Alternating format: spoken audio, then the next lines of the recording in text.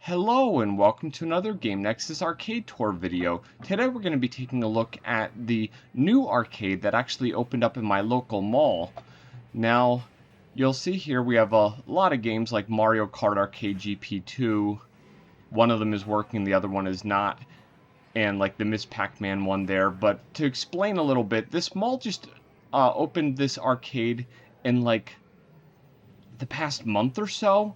And I heard the man who was working there say that it was just a soft opening, so I figured I'd just kind of show a quick video of what it looks like right now, and then once there's more an official grand opening, I will do a much better video.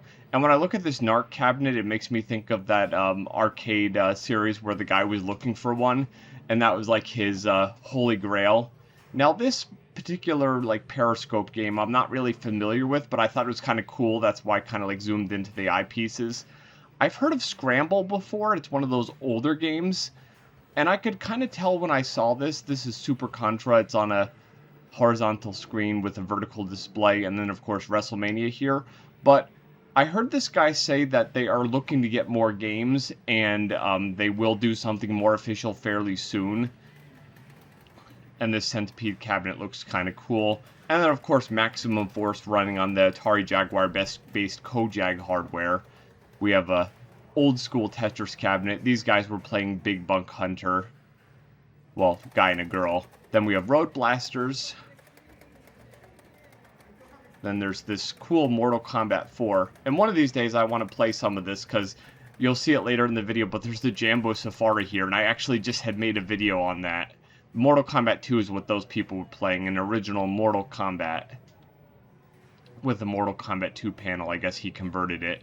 Street Fighter Alpha 2, which I believe was running the Japanese version. It actually said Street Fighter 02 on the display.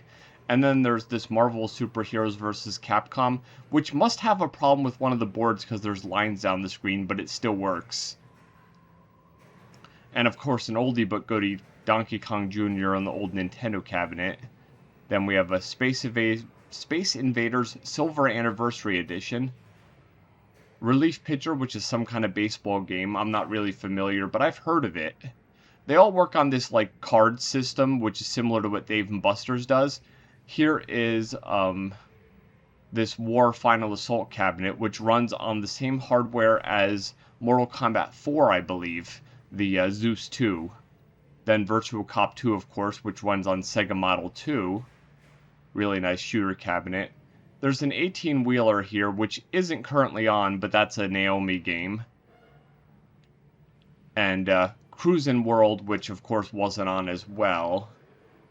But it looks kind of cool. I'm guessing he'll eventually have all the non-working games up and running. But as I said, this was very much soft opening.